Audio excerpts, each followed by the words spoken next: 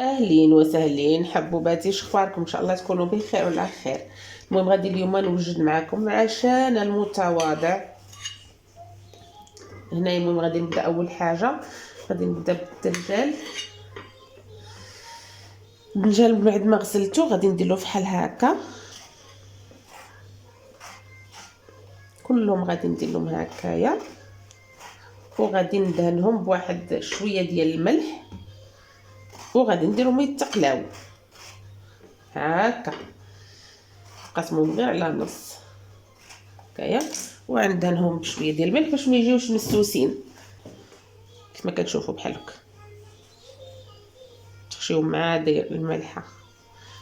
طبعا الملحه راه عينكم ميزانكم، راه كتشوفوا واش كتقوي ولا ما كتقويوش هاك.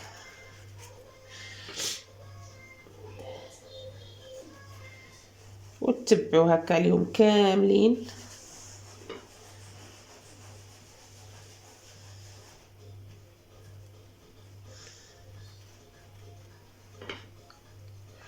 عندكم شي شتا ولا مازال ما كايناش شتا؟ اللي الناس راه عندهم، كاين اللي وصل عندهم الفيضان هكايا. وغادي ندير الزيت في المقله يسخن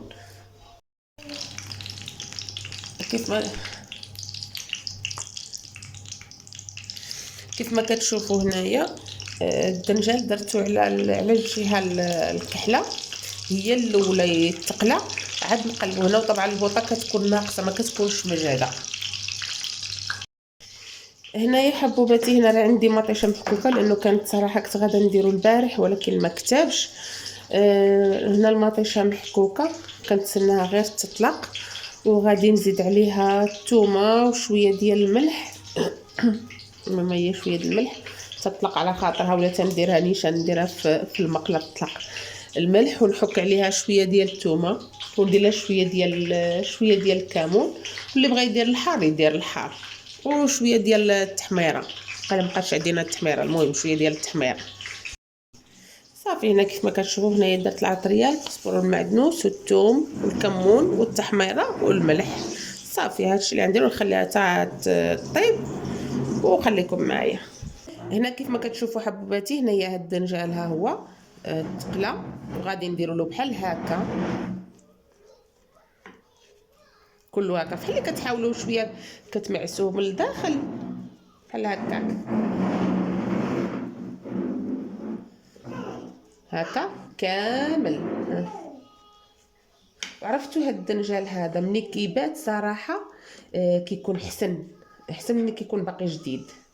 وهنا هادي لاصوص اللي طابت غادي نعمر بها هنايا هكا. علاش قلت لكم انايا ملي كيبات كيكون احسن؟ هذيك العطريه ديال لاصوص كتدخل مزيان مزيان في الدنجال، وعاد كيطلق داك الزيت والماء ديالو، كيطلقهم يعني كيدخل فيهم مزيان كما قلت لكم الشرموله بحال هكا.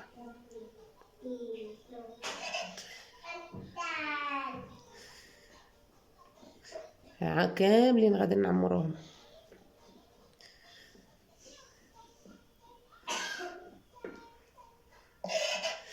ما عرفتش الصراحه انايا هذا، عندك هذا وشنو اسمه الزعلوك والخبيزه والرجله وتكتوكه، كيعجبوني انا ملي كيباتوا، كنحس بهم عاد كيطلقوا ديك العطريه ديالهم.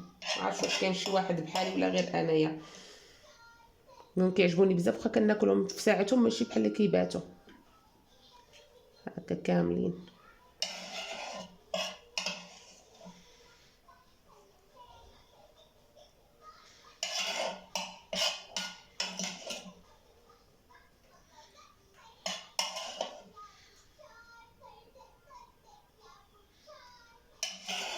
راه اللي ما بغاش يحك مطيشه ما يحكاش، ممكن غير يقطعها رقيقه، ماشي ضروري تدخل.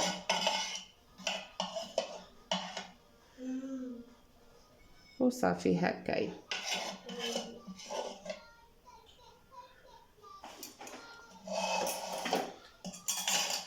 هذا هو الدنجال. والله الا كيجي عرفتو كيجيو هكا فن، يعني شي حاجه مغايره على الزعلوك وعلى المقلي العادي كيجي هكا.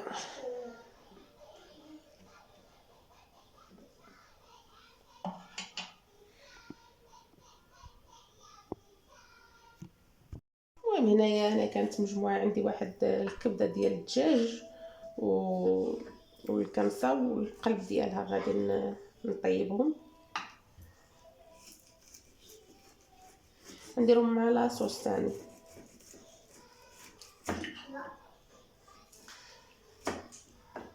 نقطعهم رقاق شويه نديرهم مع لاصوص. اي اي ديدي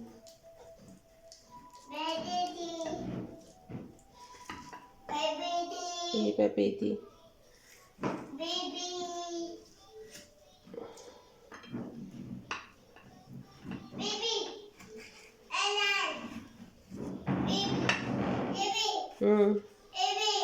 بيبي.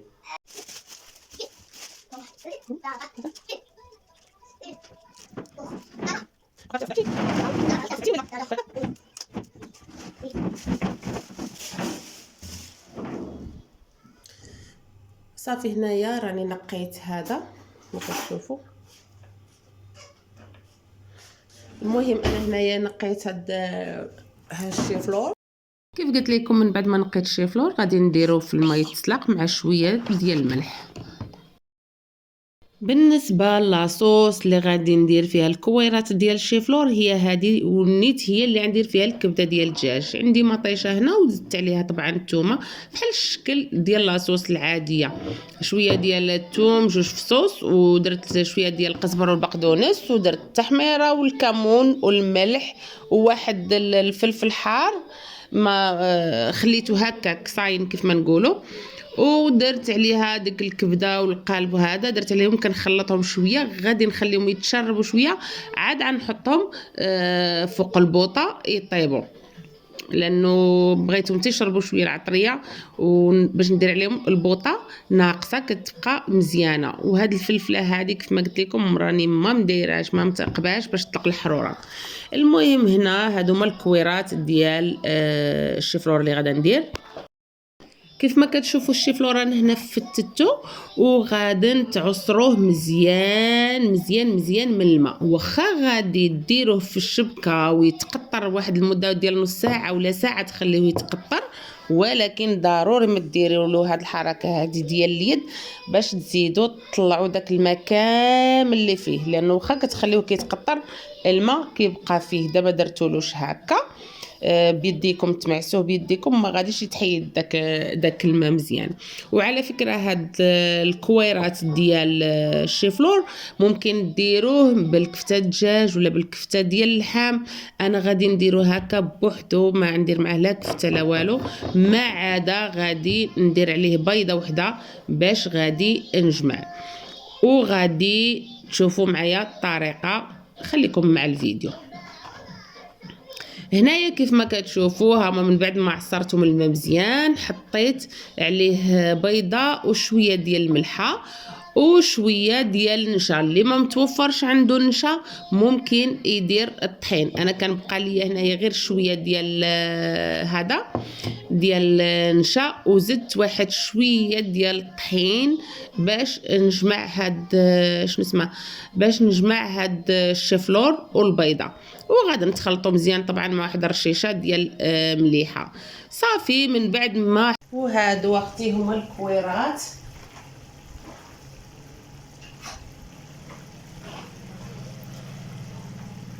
كما كتشوف اختي. هادو هما الكويرات ديال الشفلور ولا القرنبيط، هما هادو بدون لحوم، ها همايا.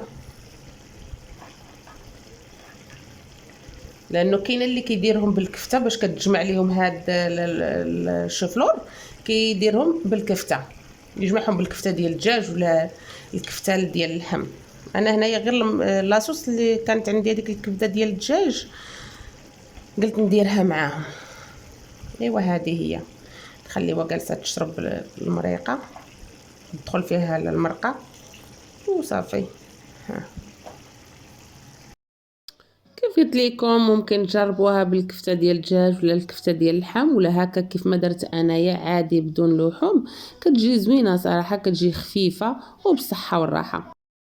وجينا لنهاية الفيديو. شكرا لكم بزاف على حسن المتابعة. ممكن ما كتشوفوا هذا هو الدنجال المعمر بلا صوص، وهذه هي الكويرات ديال القرنبيط ولا الشيفلور مع الكبده ديال الدجاج ولا صوص. كتجي زوينه كيف ما كتشوفوا بصحتنا وبصحتكم، وخليت لكم الراحه. وشكرا لكم بزاف بزاف.